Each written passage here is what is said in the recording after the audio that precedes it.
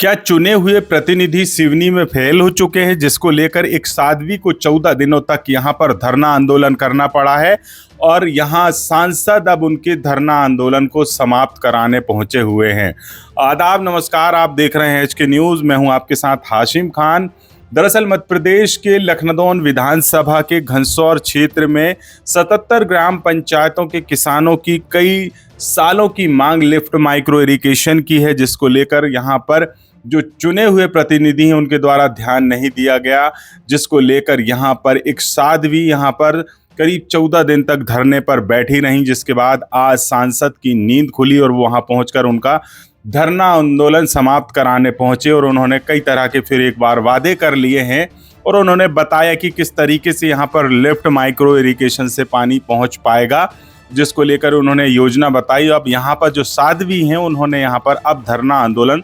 समाप्त कर दिया। ऐसे में सबसे बड़ा सवाल उठता है कि लोकतंत्र में जनता का अपना प्रतिनिधि इसलिए चुना जाता है ताकि उनके हक और अधिकार की आवाज़ विधानसभा और लोकसभा में उठाई जाए, लेकिन सिवनी जिले के घनसौर में तस्वीर इसके उलट है। जो काम क्षेत्र के सांसद और विधायकों को बरसों पहले कर लेना चाहिए था, उस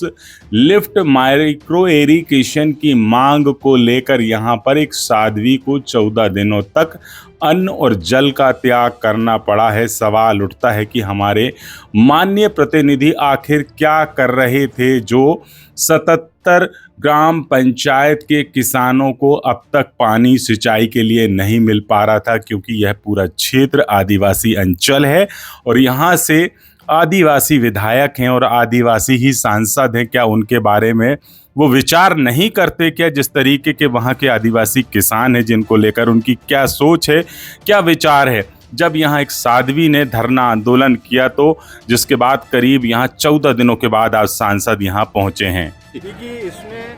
मैंने दोनों विभाग जो WRD है और NBD है, हम इन सबसे बातचीत करने के बाद हमारे सभी अधिकारी भी यहाँ उपस्थित हुए हैं। जिला प्रशासन से भी बातचीत किया और मध्य प्रदेश सरकार के जो वरिष्ठ अधिकारी हैं जो इस काम को देखते हैं, वो सबसे वरिष्ठ अधिकारी मेंबर सेक्रेटरी से बातचीत करने के बाद ये मेरे दिमाग में ये सारे विषय आए कि एक तो हमारे यहाँ 19 का जो प्रपोजल था, अगर पानी हमको बरगी से मिलता है तो हम उससे देंगे।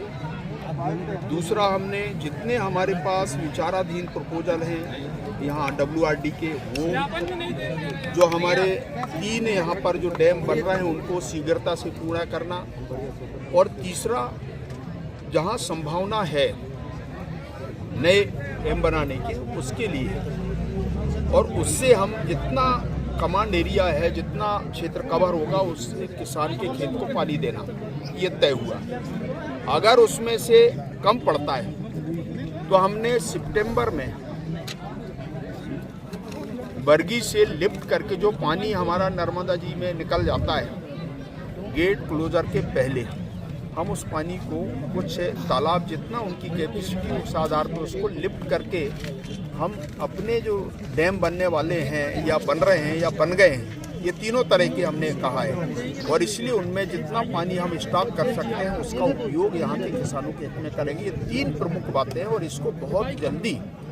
हम निर्णय करा के सरकार से जो बन गए हैं उनमें से कम काम शुरू हो जाए और जो चल रहा है उनको कंप्लीशन जल्दी हो जाए, ताकि कुछ किसानों को पानी मिलना जो कमांड एरिया है उसमें साध्वी जी ने क्या बोला आपसे कि जितना जल्दी हो सके वो किसान को पानी मिलना चाहिए, ये माता जी का भी कहना है। आदरणीय, आपने मुझे पूर्व में भी संज्ञान में लाया था कि बरगी डैम की क्या मजबूरियां हैं और क्या दिक्कतें हैं जिसके कारण से पानी उपलब्ध नहीं हो पा रहा है।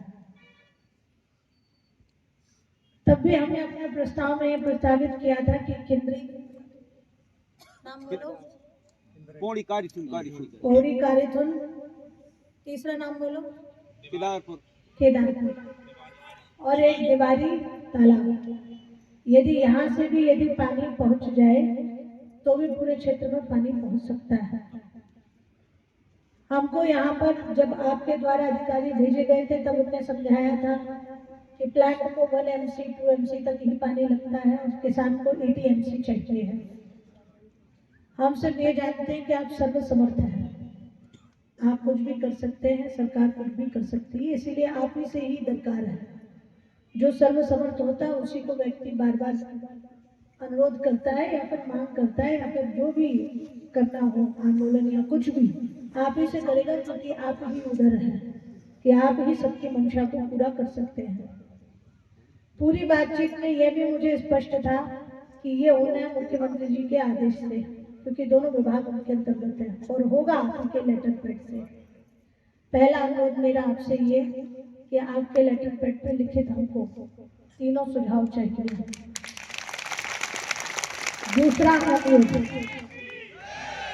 दूसरा अनुरोध ये है कि जो 77 ग्राम पंचायतों के प्रस्ताव थे, यदि कहीं बैठे हों उन प्रस्ताव को लेकर के कल जिन्होंने पारित करवाए वे बड़े अच्छे से सादर सौंपिए, ठीक है ना, ताकि आपको और भी कागजी कार्रवाई में हमारी मतलब पंचायतों की तरफ से थोड़ा और सहयोग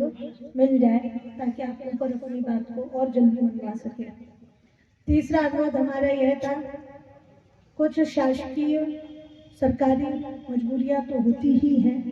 कुछ विलम्ब भी होता है, काम भी छोटा मोटा नहीं है।